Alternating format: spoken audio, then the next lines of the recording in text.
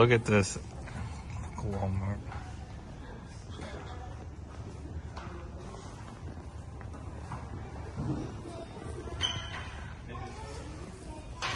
Go on to the UN Security Council's website and read that fabulous resolution that every Pakistani points to, but which not a single one has read. All those Pakistanis that are so upset about the plebiscite that never happened, they have their own government to blame.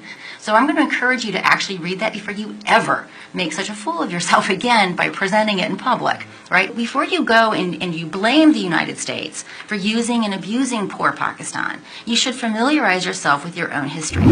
Thank you. My name is Hitisham and I'm a Fulbright scholar here in the United States. Of course, I haven't read the book, but my observations are based on the presentation made by Christine. You said Kashmir, Pakistan has no legal basis on Kashmir. I don't understand what sort of legal basis should we have. You have mentioned about the UN resolution. You have mentioned that India went to a Security Council, and Security Council said that let the Kashmiris decide. Let us have a plebiscite there.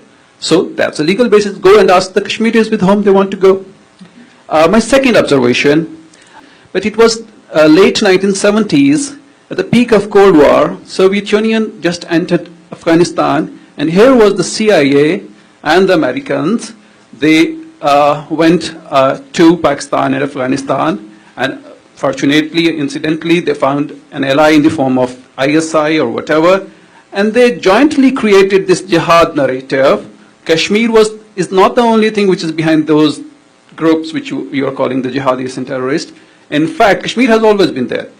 The jihadis, the rise of jihadis has been after the Soviet Union entered, and then CIA went there and worked with ISI, and the jihad narrative was brought, groups were made and fought with, and then the Soviets were pushed out. And then US left Pakistan and Afghanistan in the lurch, and Afghanistan fell into the hands of the warlords. All right, so you need to read my book, because every single thing that you just said is fictional. Let's first begin with the UN Security Council Resolution 48. Sir, have you read it? Have you read? No. Okay, so the first thing I'm going to encourage you to do is go on to the UN Security Council's website and read that fabulous resolution that every Pakistani points to, but which not a single one has read. I also then want you to take the actual version from the UN Security Council, and then I want you to compare that to the claims made by Pakistan's permanent representation to the UN. And you're going to understand your confusion, sir. So the resolution is actually very clear. There are 3 steps. They were sequential and they were conditional. The very first step was that Pakistan was supposed to demilitarize to the satisfaction of this UN body that was to be established. Then, conditional upon the UN being so satisfied with this demilitarization, India was also supposed to demilitarize with a presence being permitted to defend itself against Pakistani aggression.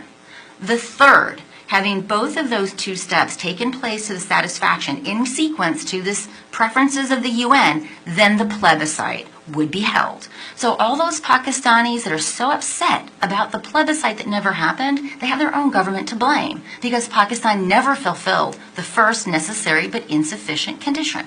So I'm going to encourage you to actually read that before you ever make such a fool of yourself again by presenting it in public, right? So just do yourself a favor by reading the darn thing. Second, I want you to also learn a little bit about your country's Afghanistan policy. Sir, do you know that it was Zulfikar Ali Bhutto that began the ISI cell in Afghanistan? That in fact it was Zulfikar Ali Bhutto who began setting up what became the 7 donkeys before the Soviet Union even crossed the Amu Darya. Did you know this, sir? No. I want you to answer my question. Did you know this, sir? No. Okay, so this idea that somehow the United States used Pakistan in some sort of some sort of effort to dispel the Soviets is completely an incorrect reading of your own history.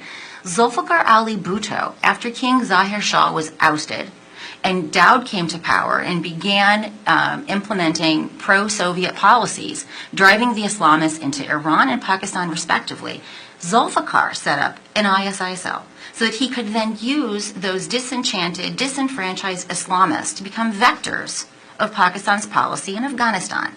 Did you know that we first sanctioned Pakistan in April of 1979 because of advances made in its nuclear weapons program? If we were so interested in sucking them into our evil jihad designs, we sure did make that difficult for ourselves, because when the Soviets did finally cross in, we actually had to do a bunch of maneuvering to get a waiver. And did you know that the first monies did not go into Pakistan until 1982 because of that requirement to get a waiver?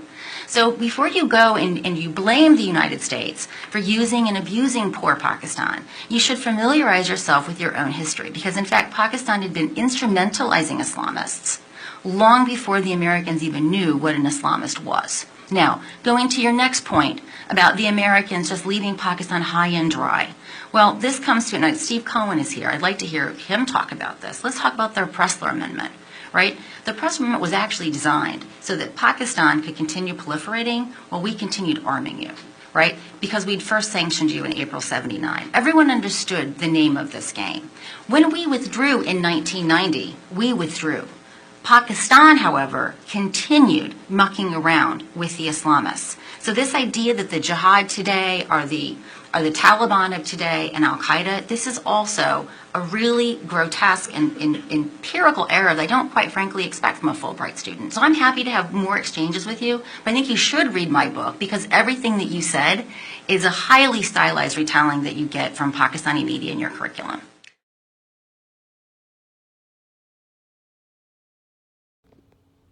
Holy crap, I finally did it.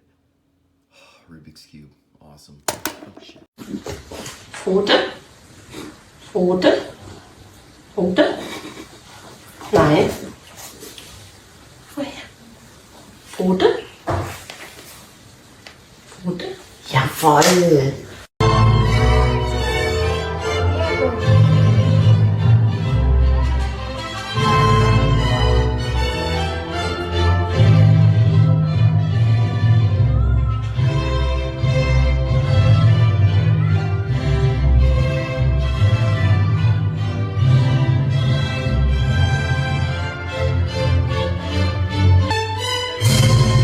This corrupt officer made a huge mistake when he punched a civilian.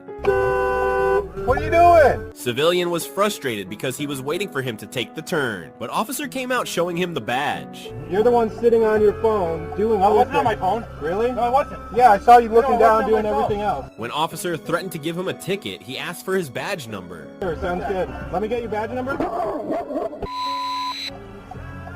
You want to get arrested? You're going to get arrested for assaulting a civilian. Rocky Hill 911, the store emergency. Yeah, I was just assaulted by a police officer who punched me in the face through my window. The same day karma hit the officer when police confronted him about the incident. Is he pressing charges against me? Like for breach? Yeah. Like because I yelled at him and stuff? For assault, because you hit him. He's saying that I hit him? Yeah. And he has video that you hit him. Okay. And he has a red mark on his face. And there's nothing writing pressed for breach of peace for him yelling at me, whatever it is, or... I've seen the video, so yeah. I know he didn't yell at you. This anyway, put it on.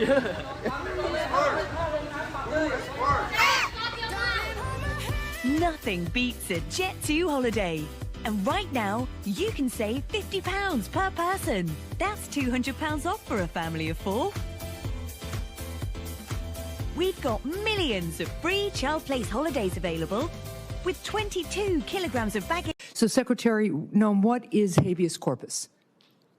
Well, habeas corpus is a constitutional right that the president has to be able to remove people from this country and suspend their right to... Let me stop you, ma'am. Habeas corpus, excuse me, that's incorrect. President Lincoln used it.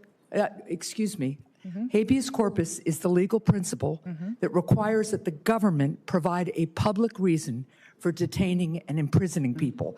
If not for that protection, the government could simply arrest people, including American citizens, and hold them indefinitely for no reason. Habeas corpus is the foundational right that separates free societies like America from police states like North Korea. As a senator from the Live Free or Die state, this matters a lot to me and my constituents and to all Americans. So, Secretary Noem, do you support the core protection that habeas corpus provides, that the government must provide a public reason in order to detain and imprison someone? Yeah, I support habeas corpus. I also recognize that the President of the United States has the authority under the Constitution to decide if it should be suspended or not. It has never Let been, us be clear, though, it that has this never president... been done. It has never been done without approval of Congress. Even Abraham Lincoln got retroactive approval from Congress. I need you to see one of my favorite things the dogs do, which is that when I feed them, they seem to think that they have an assigned side of my body. Creature gets fed when he's on my left side and Ripley's on my right. So when I go to the fridge back and forth to get their food, they will constantly switch to try to stay on those sides that they eventually get fed on. It's like a little ritual they have. It's very cute. I noticed it a couple months ago. You need to experience it too. They're in position. Left side Creature, right side Ripley.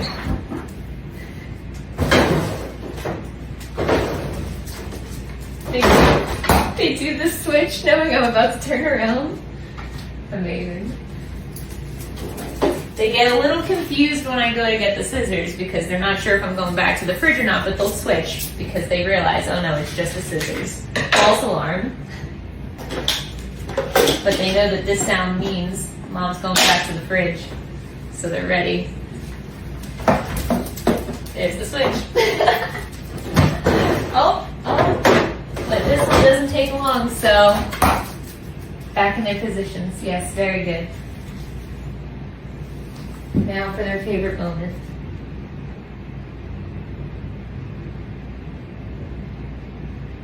Yes.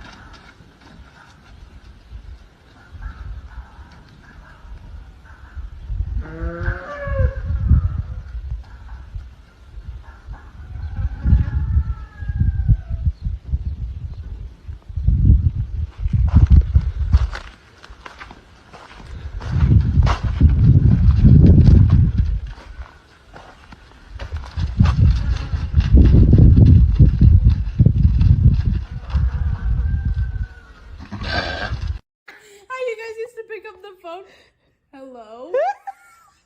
Your big ass phones. Hello? Oh wait, hang on. Better reception. Who the fuck did that? Those were the old brick phones.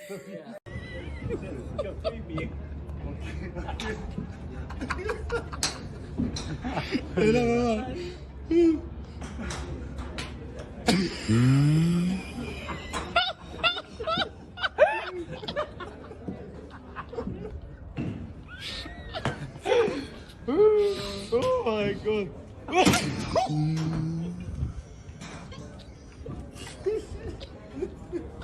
Okay, sorry.